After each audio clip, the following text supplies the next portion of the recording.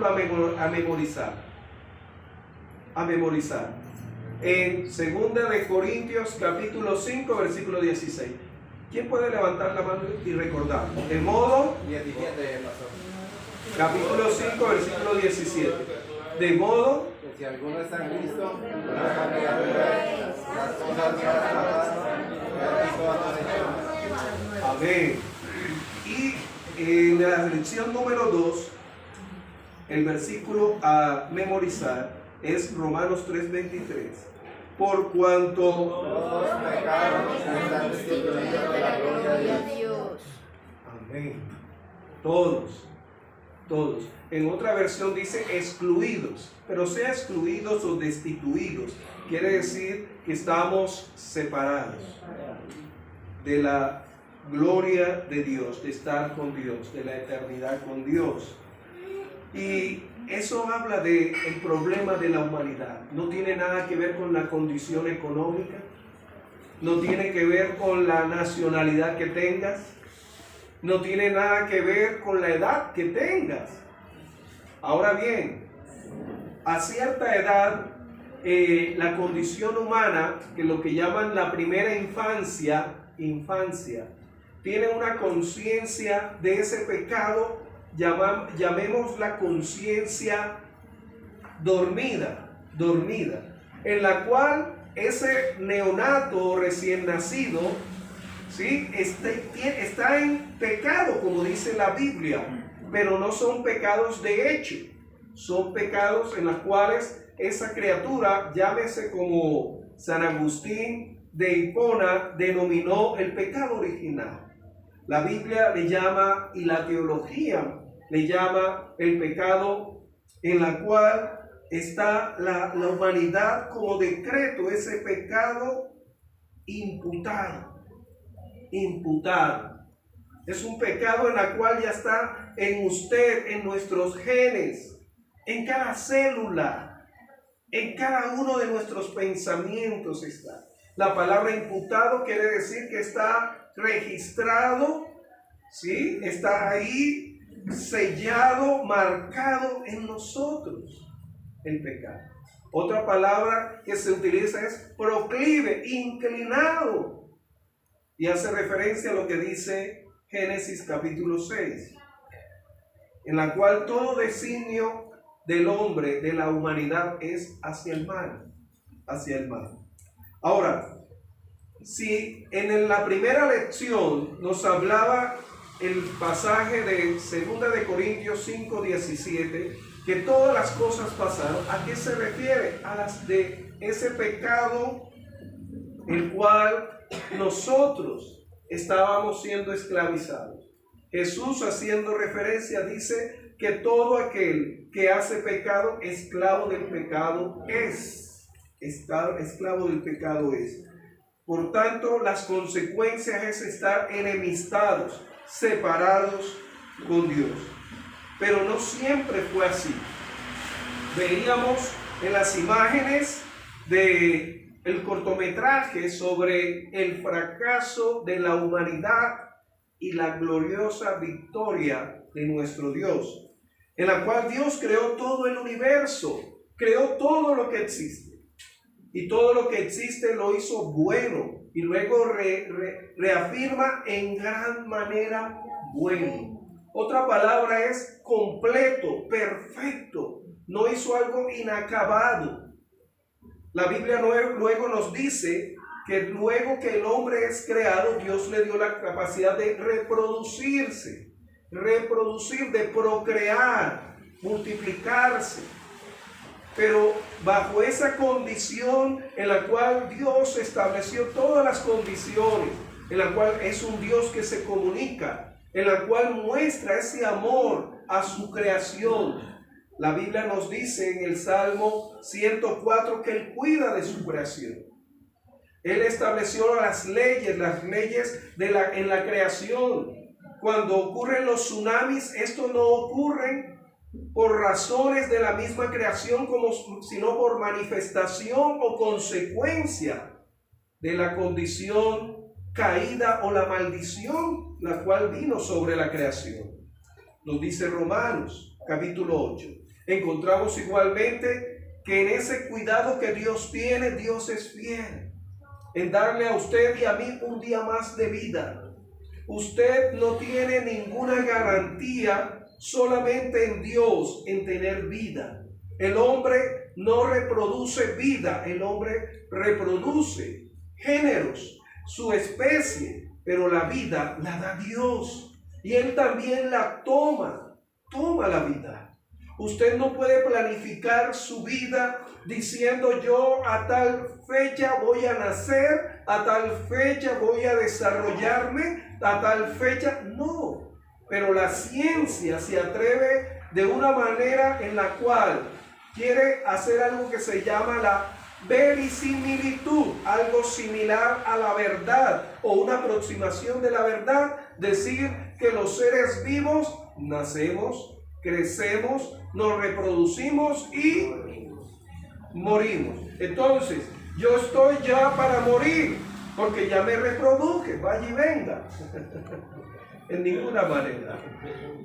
Hay una vida después de esta.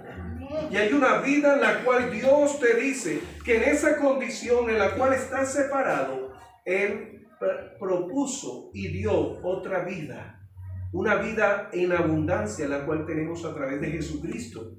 No es una vida en la cual Él nos dio temporalmente aquí, en la cual está siendo sesgada o cortada por la desobediencia, en la cual nos dice la Escritura en Romanos 6:23, que la paga del pecado es muerte, y una muerte espiritual y una muerte física. Una muerte física en la cual el hombre tarde o temprano va a dejar de vivir, pero no de existir. Dios tiene otra vida después de esta.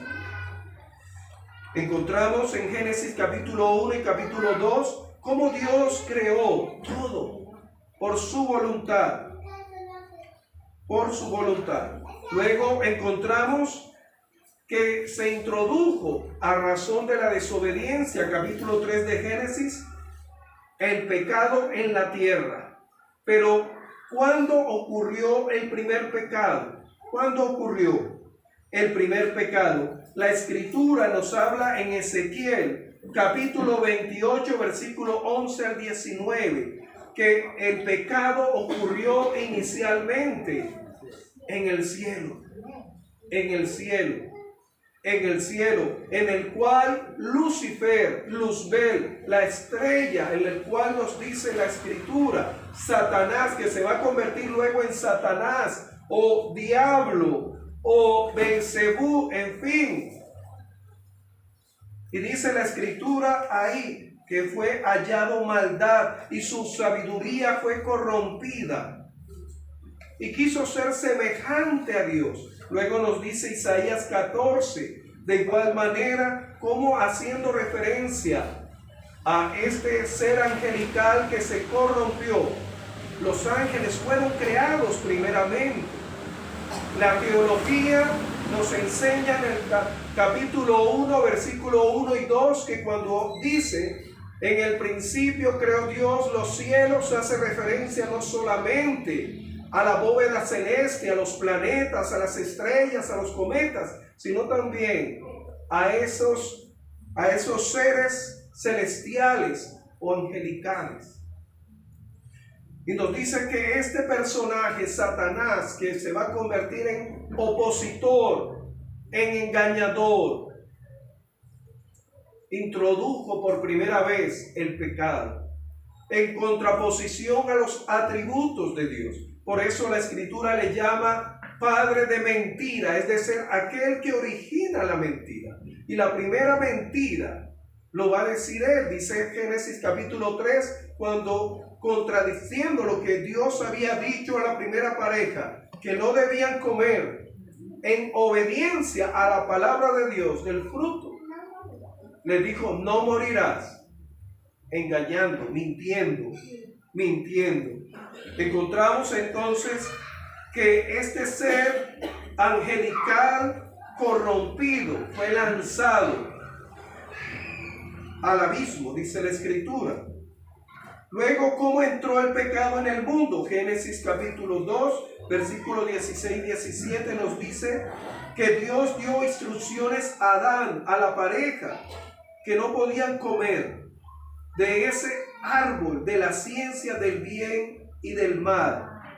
Sin embargo, Satanás, de una manera muy sistematizada, de una manera muy en la cual llevó a cabo muy estratégica, hizo que la mujer desobedeciera inicialmente, luego Adán igualmente se dio.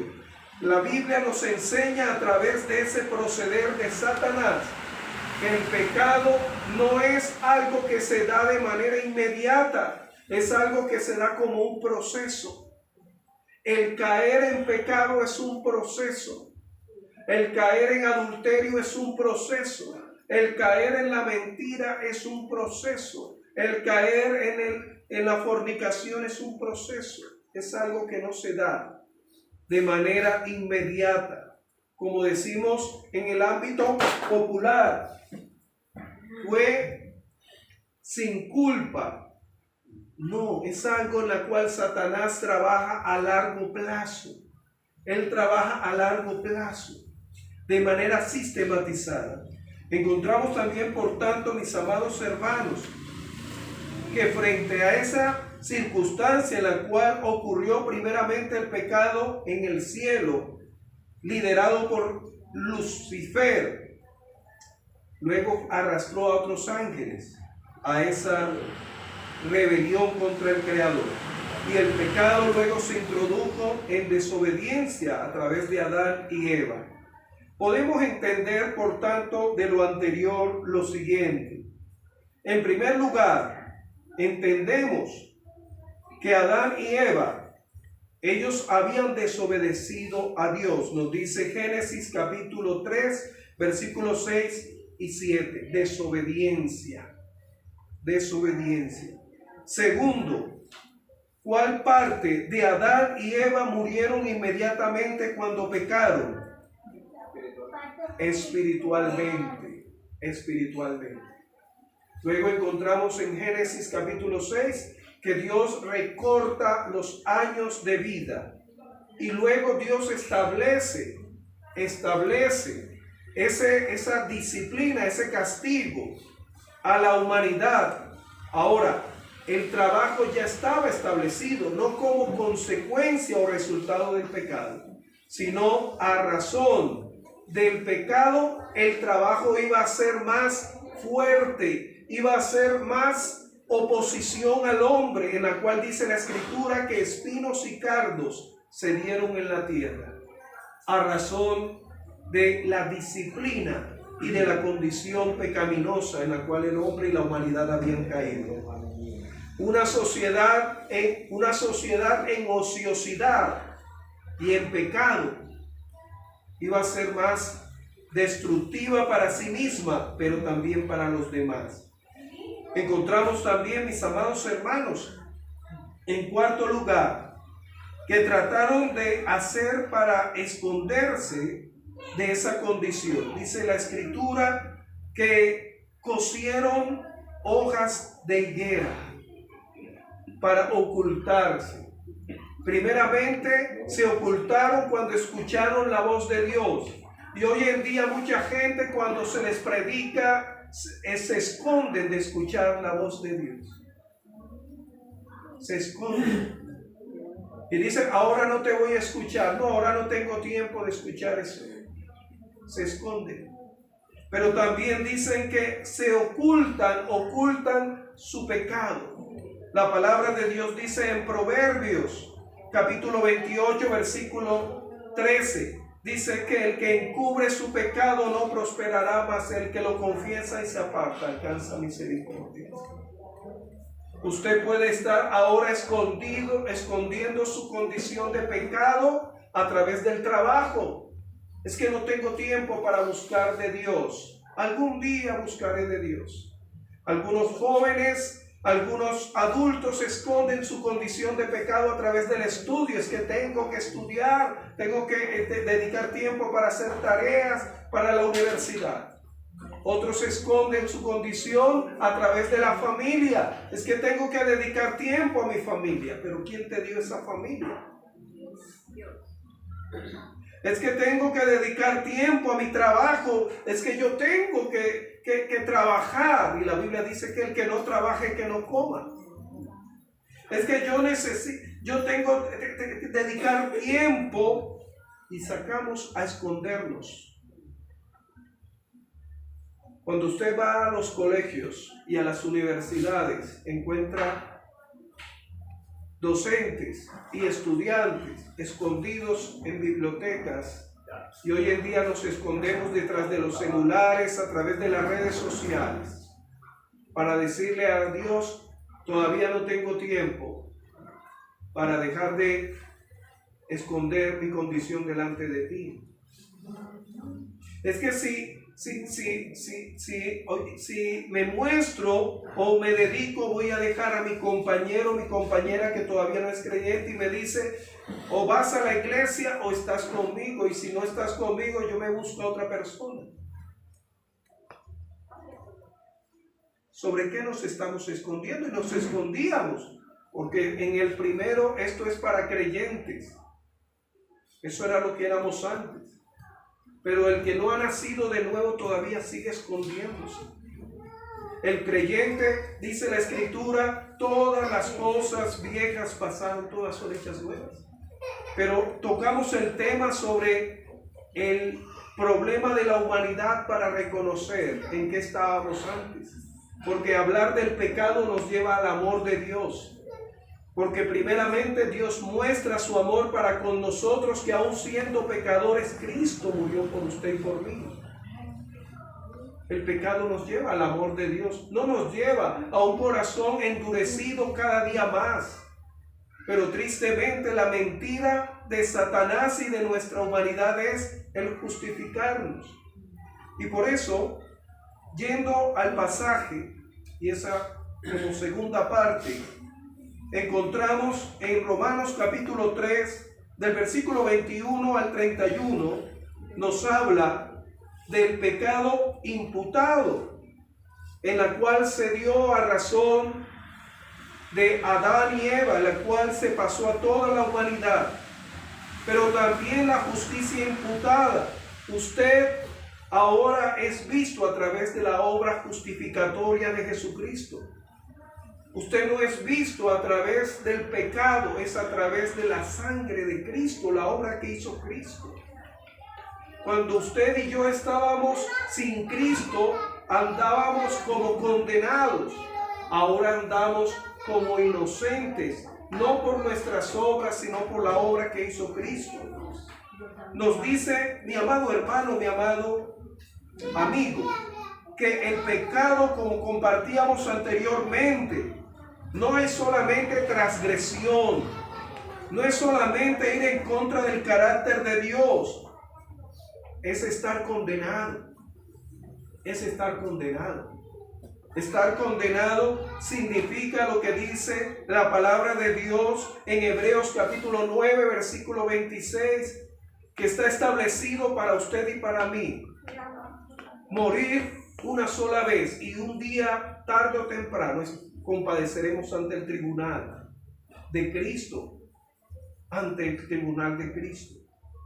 Encontramos, mis amados hermanos, que el versículo 21 y 22 nos habla de la justicia de Dios. La justicia de Dios nos dice, el versículo 21 y 22 dice: pero ahora, aparte de la ley, se ha manifestado la justicia de Dios, testificada por la ley y por los profetas. Primeramente nos habla de la ley. Ahí nos habla de esa ley el cual Dios dio a través de Moisés.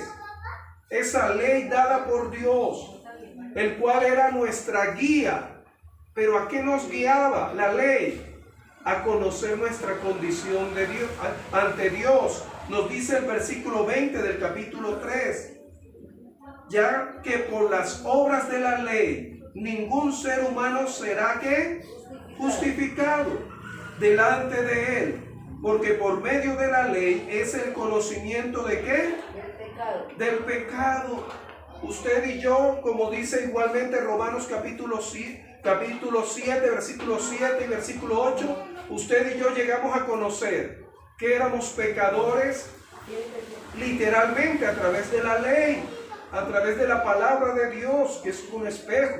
Si bien la creación nos habla de que hay un Dios de orden, un Dios inefable, un Dios sublime, usted llega a conocer a través de la ley. Por eso cuando el hombre lee la Biblia, muchas veces siente miedo a leer la Escritura. Muchas veces cuando lee el libro de los libros, el cual es la Biblia, siente temor porque escucha la voz de Dios si está en una condición de desobediencia. Pero si está como ese hijo, el cual oye la voz de Dios y le obedece como Adán y Eva al principio, que oían la voz de Dios que se paseaba sobre Edén, es algo hermoso, maravilloso. Pero cuando el hombre y la humanidad está en desobediencia, se esconde, teme. Y nos dice ahí que la justicia en nuestro tiempo, dice el apóstol Pablo, cuando habla de nuestro tiempo, no quiere decir que la ley de Dios quedó abrogada, quiere decir que ya no tiene valor o no tiene ninguna función. Sí, a través de ella conocemos y a través de ella el Espíritu Santo nos convence. La Escritura nos dice en Hebreos, en Romanos capítulo 10, versículo 17, pues la fe viene por el oír y el oír de la palabra, la ley. Ahora bien, aquí nos habla de la ley mosaica, pero la ley por extensión es la palabra de Dios. Es la palabra de Dios. Lo que Dios manifiesta por escrito, en la cual Dios da a conocer su naturaleza, dio a conocer el origen, el por qué, el para qué todo existe, por qué, ahí encontramos la respuesta en ella. Y nos sigue diciendo en este versículo 21 y 22, la justicia, versículo 22, la justicia de Dios por medio de la fe en Jesucristo, para todos los que creen en Él, porque no hay diferencia. Aquí el apóstol Pablo hablándole a los cristianos, a los convertidos, sea judío o sea gentil, no hay diferencia. Esa justicia de Dios imputada a través de la muerte y resurrección de Cristo es para todo aquel que cree. Pero también si esta persona rechaza, quedará para siempre con el pecado imputado del primer Adán. Cuando nos dice sobre esa justicia divina, esa justicia de Dios, nos habla del carácter de Dios. Nos habla en el Evangelio de Juan capítulo 17, versículo 25, y le pido a mi hermano Odilio que lo esté leyendo. Evangelio de Juan capítulo 17, versículo 25. Nos dice que Dios es justo. Dios es justicia, Dios es justo. Evangelio de Juan capítulo 17, versículo 25.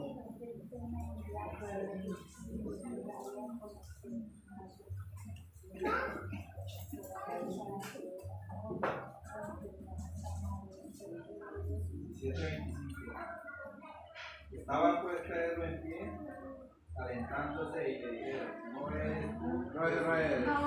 Pero esto es para que se cumpla la palabra que está escrita en su ley.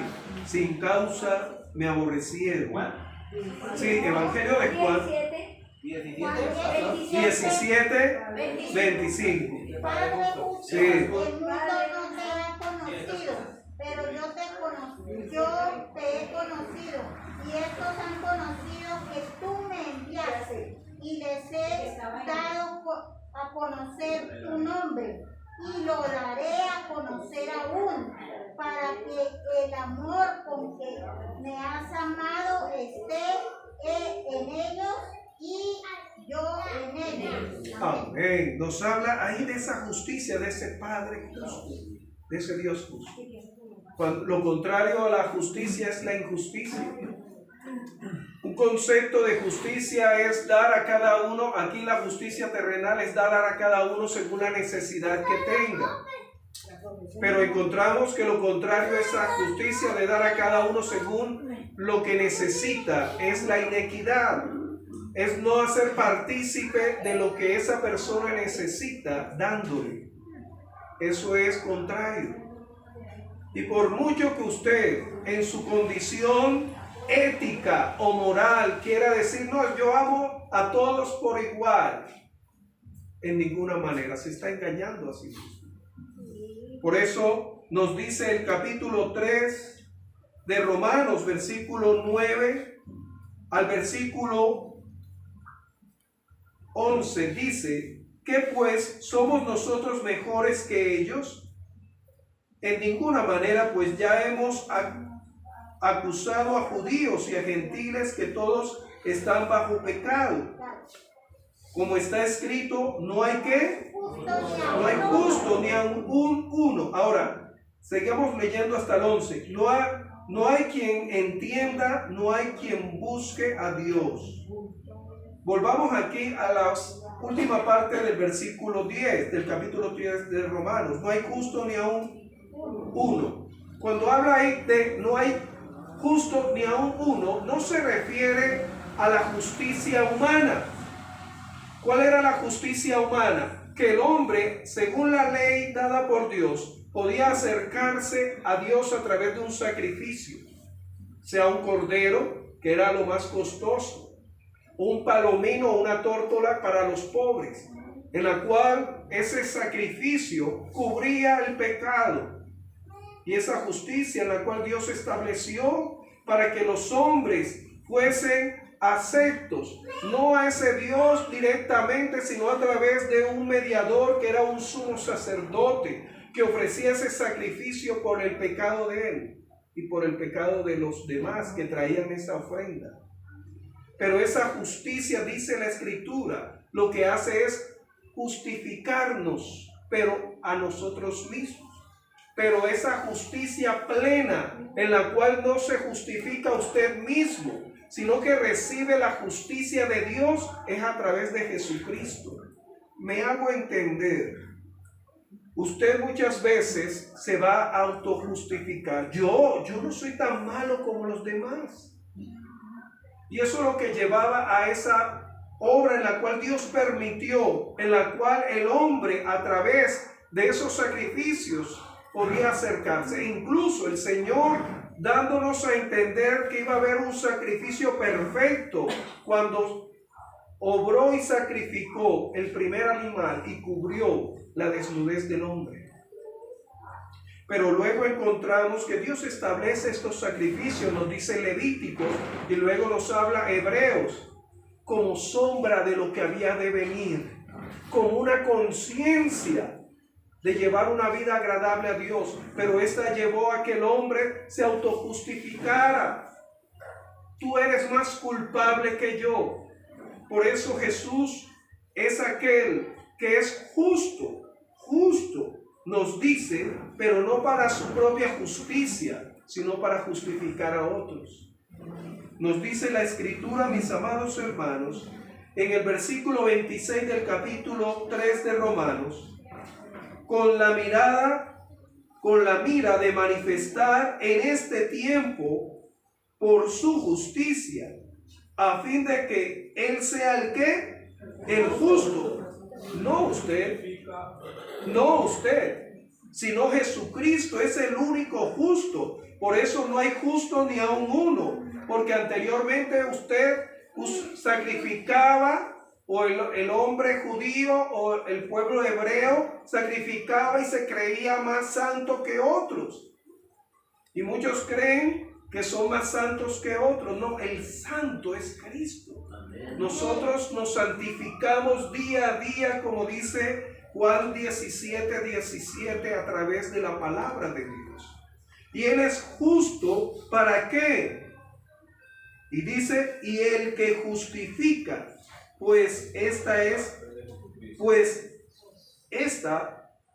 dice, y Él es el que justifica al que es de la fe de Jesús.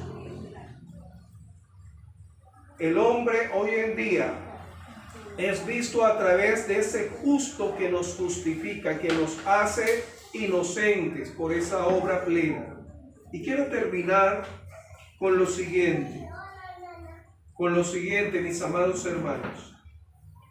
Encontramos a ese Dios que es justo y que ofrece el don de la justicia a través de Jesucristo.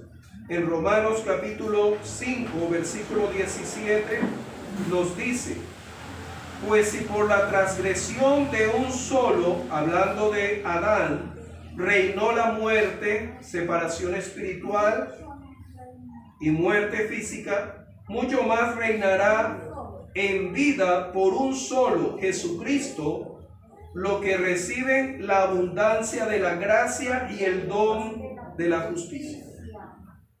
Esa justicia dada a través de Jesucristo es un regalo.